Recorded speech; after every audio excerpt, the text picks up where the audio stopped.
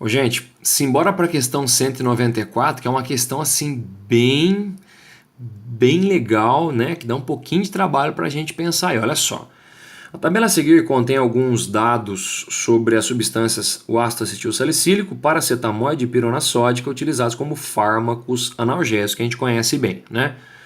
Então tá os três aí, ele forneceu a fórmula molecular dos três e as massas molares dos três, tá bom? Aí diz o seguinte, levando em conta três amostras que contêm cada uma 10 gramas de uma substância, de substâncias puras, né? Considerando as informações abaixo sobre elas. Bom, a 10 gramas é a massa de cada uma, então é a mesma massa em gramas das três, tá? Nas três amostras, 10 gramas de cada. Olha o que ele fala na primeira, gente. Primeiro, a amostra de paracetamol apresentará o maior número de mols de substância, tá? Então ele pegou 10 gramas de cada e está dizendo aqui nessa primeira proposição que dessas três amostras de 10 gramas de cada, ele está falando que o paracetamol apresenta maior número de mols. Vamos ver? Então, olha só, gente, o que eu pensei aqui, ó. Vamos pegar aqui que ele utiliza lá o ácido acetil salicílico, tá? Primeiro, na primeira proposição. 1 mol dele, gente, pesa 180 gramas, como ele falou. E os 10 gramas que ele falou, mencionou no texto? Eu achei aqui, ó, 0,055 mol de ácido acetil salicílico. O paracetamol, fiz a mesma coisa, ó. 1 mol tá para 151 gramas e os 10 gramas, tá vendo? A mesma massa. Quantidade em mol do paracetamol, 0,066. E fiz também isso para dipirona sódica. Olha lá, ó. 1 mol, 333 gramas, como ele falou. E os 10 gramas, mesma massa. Quantidade em mol, tá? Só convertendo rapidinho em gramas para mol, né, gente? Eu cheguei aqui em 0,03 mol, tá? Dá pra gente perceber nitidamente que a quantidade em mol do paracetamol é a maior, 0,06 mol, certo? Vamos ver o que ele tinha falado lá. Nessa primeira, a amostra de paracetamol apresenta o maior número de mols de substância. Portanto, dá para a gente perceber que realmente essa primeira proposição está verdadeira. Tá bom? Olha a 2, ó. A amostra de pirona apresenta a maior massa de oxigênio, gente. Ele fala aqui, né? Bom, vamos ver. Ó, então vamos calcular aqui as massas agora, ó. Olha o que eu fiz. Vamos pegar primeiro o ácido acetil salicílico. Então, 1 mol dele, que é o C9H8O4.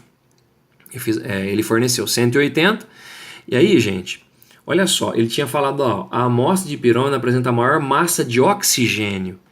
Gente, se eu falo 1 mol de C9H8O4, lembra que eu falei que em 1 mol disso eu tenho 9 mol de carbono, eu tenho 8 mol de hidrogênio, eu tenho 4 mol de oxigênio, não é verdade?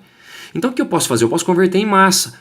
4 mol de oxigênio eu tenho. Mas 4 mol, bom, 4 vezes. Quanto que é a massa de 1 mol de oxigênio? Não é 16? Então fica 4 vezes 16 de oxigênio. Lembra daquela regrinha nossa muito legal chamada regrinha Navier-Stokes? Essa regrinha está ajudando a gente de novo aqui, ó. Tá vendo? Ou seja, eu estou pegando uma massa de um cara que está presente na substância inteira. Então eu fico uma relação de 180 para 4 vezes 16. Como ele usou 10 gramas, eu acho a massa de oxigênio, gente, né? Nessa primeira, no ácido acetil salicílico. Deu 3,55 gramas, tá bom? Agora, o que nós vamos fazer? Nós vamos achar a massa de oxigênio no paracetamol também. Mesmo raciocínio que eu fiz, ó. 1 mol disso, né? 151 gramas que ele forneceu. E tá para quanto de oxigênio? Ó, 2 mol de oxigênio. Uai, 2 mol é 2 vezes 16 gramas. De novo, regrinha Navier-Stokes. E os 10 gramas? Eu acho a massa de oxigênio, 2,12. E aí, a gente faz a mesma coisa para a dipirona sódica. Ó, 1 mol dela, 333 gramas que ele falou. Aqui, de novo, nós temos 4 mol de oxigênio, tá vendo, gente? Então, eu coloco 4 vezes os 16 do oxigênio. Mesmo 10 gramas, massa do oxigênio. Quanto que deu?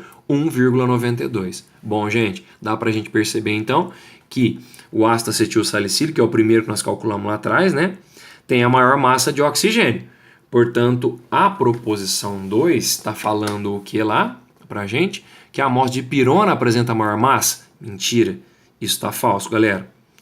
Olha só a 3. As amostras de ácido acetil salicílico e de pirona apresentarão o mesmo número de mols de átomos de oxigênio.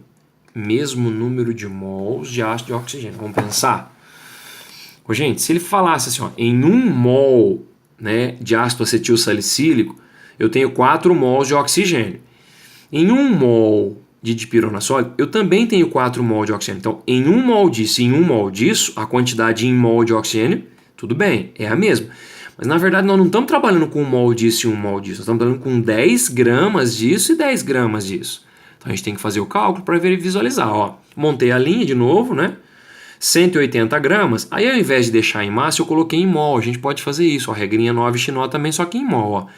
Massa molar 180, tá para 4 mol de oxigênio. Nos outros, a gente fez 4 vezes 16, né? Sair em gramas. Eu posso trabalhar em mol, 4 mol de oxigênio, né? E os 10 gramas é a amostra que ele usou.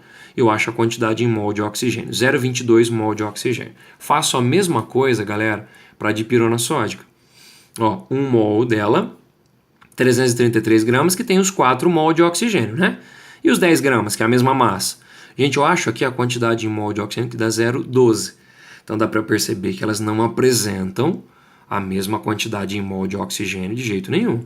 Então as quantidades em mol de oxigênio são diferentes. 0,22, 0,12. E ele está falando lá na proposição 3, galera, que as amostras apresentam a mesma quantidade em mol de oxigênio. Isso também está falso. Portanto, só a primeira proposição está correta. Então, na questão de número 194, nós temos a respostinha A de amor para você. Beleza, galerinha?